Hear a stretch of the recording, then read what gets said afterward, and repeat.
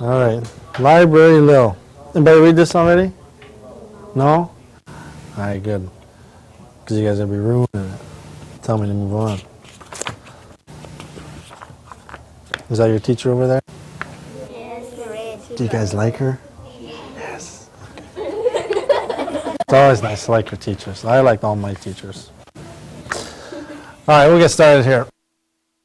I bet you think all librarians are mousy little old ladies, hair rolled up in a bun, beady eyes peering out at you over the top of those funny half glasses, an index finger permanently patched to lips, mouthing, shh.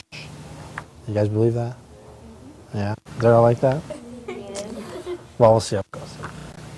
Bet you never heard about Library Lil. Did you guys hear about Library Lil? I think that's it right there. Lil wasn't always a librarian, of course. She was a kid first, just like most people.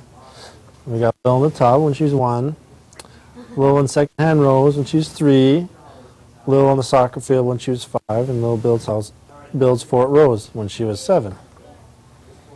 She was just like you guys. And like most kids, Lil had a wild imagination.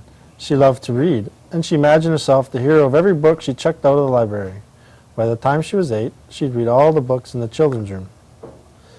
Yes, Lil was a fast reader, and she had the most powerful, strong arms, too. When the third grade soccer ball got stuck under the principal's car, Lil retrieved it. Look at Lil.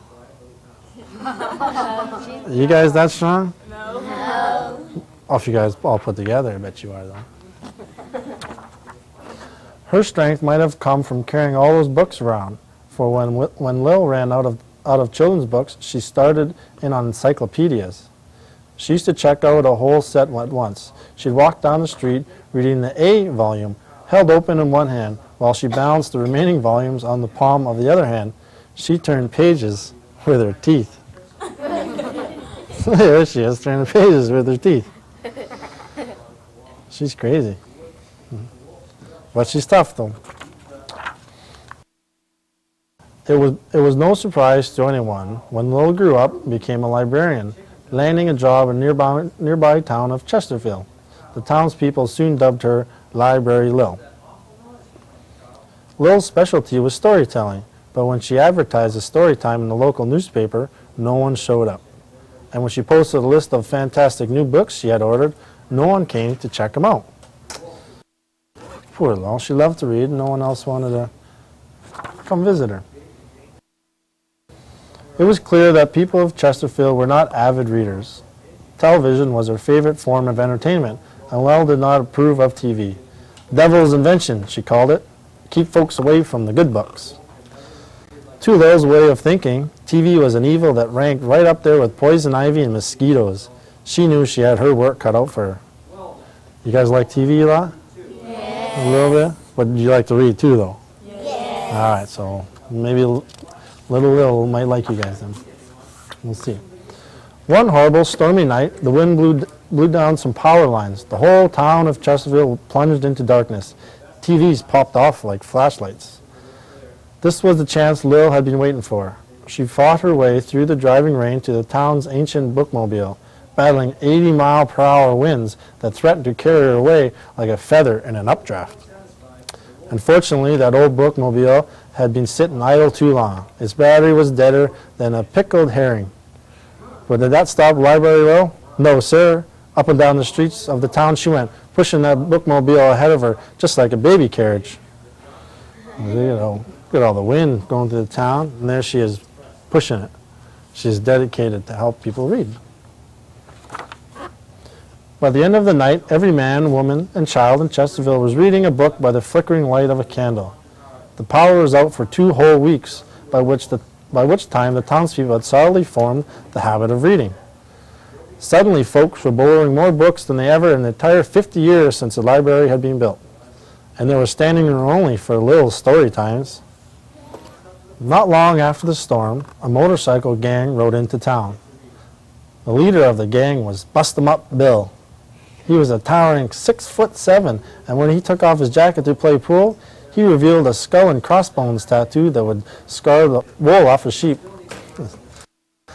Now, at first, Lil took no took no more notice of Bill and his gang than a duck would of rain.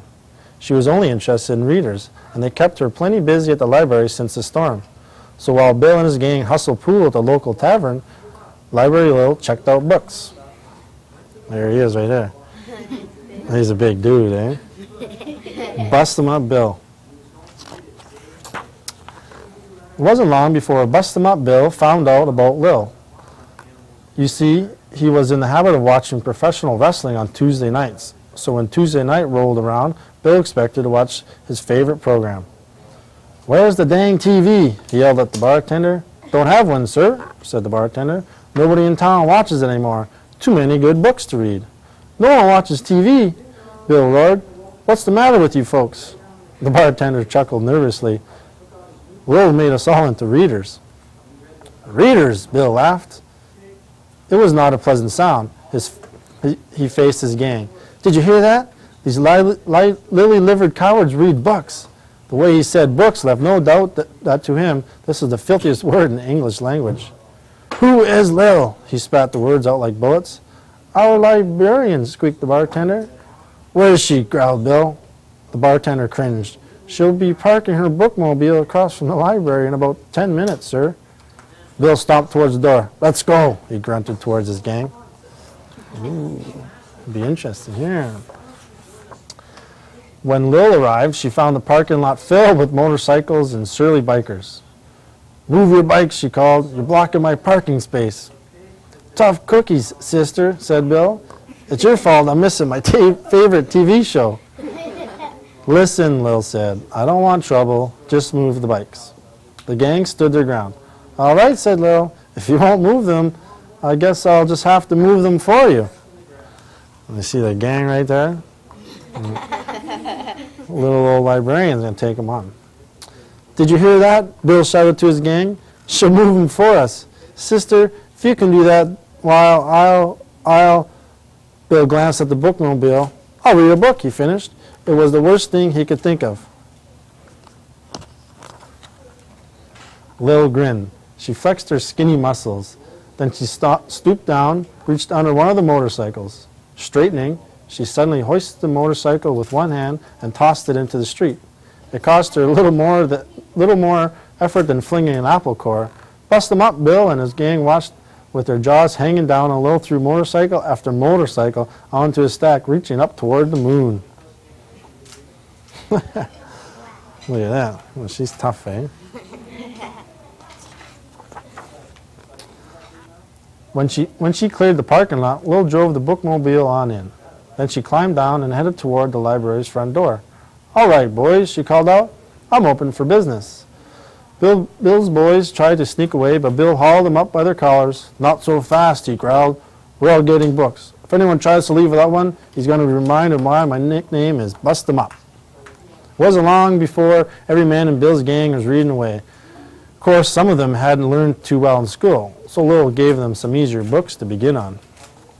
You see all the gang reading the books over here? Easy books. Yeah, some easy ones, but you always got to start out like that. Several of the guys got into a fight over who was going to be the first to check out the mouse and the motorcycle. They like that one.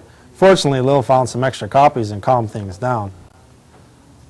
And all these books are, we got a whole row of that one, so they can quit fighting over the book. Got to learn to share a little bit, don't you think? Last time I was over to Chesterfield, they added a new wing to the town library. Seems Lil's being busier than ever. She had to take on a library assistant to help out. The new assistant's a big fella. The townspeople call him Bookworm Bill. The kids think he's a whale of a storyteller, but then he learned from the master.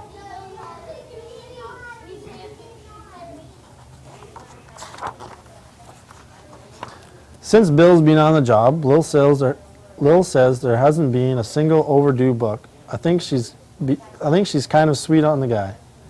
She says she's even taken to watching a little of The Devil's Invention, particularly on Tuesday nights. She's watching TV now. Oh, that's pretty good. Did you guys like that one? Yeah. That's pretty good, eh? Wish we all had a little librarian Lil for us.